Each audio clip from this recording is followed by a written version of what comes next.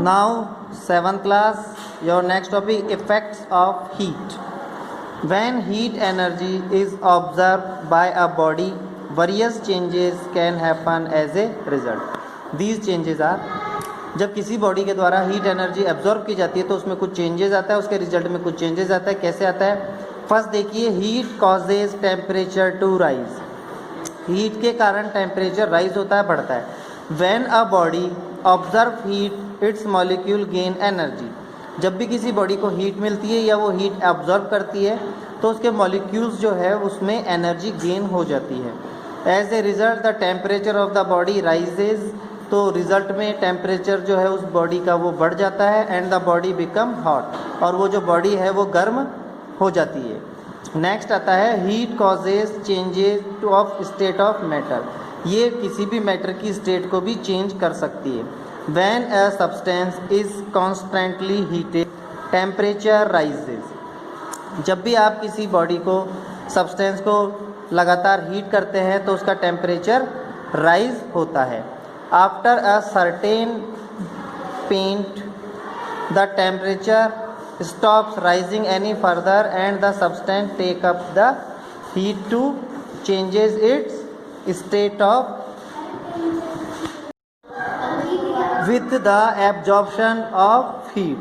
तो जब भी आप किसी सब्सटेंस को हीट देते हैं और कुछ समय बाद जब उसको स्टॉप कर देते हैं, मतलब हीट देना स्टॉप कर देते हैं, तो उसका टेम्परेचर भी बढ़ना स्टॉप हो जाता है और सब्सटेंस जो है वो हीट को एब्जॉर्ब कर लेता है और a solid change into a liquid. और जब आप सॉलिड को हीट देते हैं तो बहुत ज़्यादा हीट देते हैं तो वो लिक्विड में चेंज होता है एंड लिक्विड इनटू गैस, और लिक्विड गैस में चेंज हो जाता है. On heating ice melt into water on further heating. जब आप आइस को हीट देते हैं तो वो वाटर में चेंज हो जाता है. कहाँ गए हम? This water changes into water vapour. और ये जो वाटर वेपर है ये जो वाटर है उसे और हीट देते हैं तो वाटर वेपर में चेंज हो जाता है. The molecules of solid are closely packed. तो जो सॉलिड्स के जो मॉलिक्यूल्स होते हैं वो क्लोजली पैक्ड होते हैं. As heat is applied they gain energy and start vibrating. तो वो अपनी एनर्जी, वो हीट जब उसमें अप्लाई की जाती है तो वो एनर्जी ले लेते हैं और तेज़ी से वाइब्रेट होने लगते हैं. After some time this energy become so high that they start moving. तो ये एनर्जी बहुत ज़्यादा हाई हो जाती है कुछ समय बाद, तो ये बहुत ही तेज़ी से मूव करते हैं अवे फ्रॉम ईच अदर, और एक दूसरे से दूर भागते हैं. And we see the solid melting. जब हम सॉलिड को मेल्ट होते हुए देखते हैं. Most substance melt on heating. ज़्यादातर जो सब्सटेंस होते हैं वो हीट करने पर मेल्ट हो जाते हैं. Substance melt at their melting point. Substance अपने मेल्टिंग पॉइंट पर ही मेल्ट होते हैं. मेल्ट होना मतलब पिघलना. The melting point of a substance is the constant temperature at which the substance changes from solid to liquid. Melting point उसे बोलते हैं जब किसी सब्सटेंस को एक कांस्टेंट टेम्परेचर पे वो सॉलिड टू लिक्विड की स्टेट में चेंज हो जाता है. Similarly a liquid when heated gains energy. जब आप लिक्विड को हीट देते हैं तो वो एनर्जी गेन करता है and it's molecule start moving faster. तो उसके जो मॉलिक्यूल्स होते हैं वो एक दूसरे से दूर जाने लगते हैं, बहुत तेज़ी से मूव करते हैं. Another and you can see it boiling. और आप देखेंगे कि वो बॉयल होना स्टार्ट हो जाता है.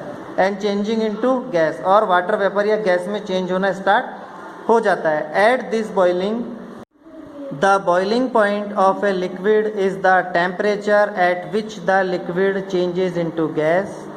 एक boiling point हम उसे बोलते हैं जब कि कोई भी लिक्विड टेम्परेचर देने पर गैस में चेंज हो जाता है. There are substances which change directly from solid to gas on heating. यहाँ कई ऐसे सब्सटेंस है जो कि हीट करने पर सॉलिड से डायरेक्ट गैस में चेंज हो जाते हैं. सच सब्सटेंस आर कॉल्ड सब्लिमेट. ऐसे सब्सटेंस को सब्लिमेट बोला जाता है. And this process is called sublimation. और इस प्रोसेस को सब्लिमेशन कहा जाता है. The reverse happen when heat is taken away from the substance. और इसका जस्ट अपोजिट यानी रिवर्स हो जाता है जब आप उस हीट हुई बॉडी को या सब्सटेंस को उससे हीट वापस ले लें या उसे कूल कर दें तो आपको रिवर्स मिल जाएगा. For example a liquid when frozen change to solid, जब आप किसी लिक्विड को फ्रीज करते हैं तो वो सॉलिड में चेंज हो जाता है। और एक gas when cool changes to liquid, और एक गैस को कूल करने पर वो लिक्विड में चेंज हो जाती है। The vapour of a sublimate condense back to its solid form, तो जो सब्लिमेशन वाले, अगर आप सब्लिमेट से मतलब है लिक्विड को अगर आप कंडेंस करते हैं तो वो सॉलिड में वापस चेंज हो जाता है। नेक्स्ट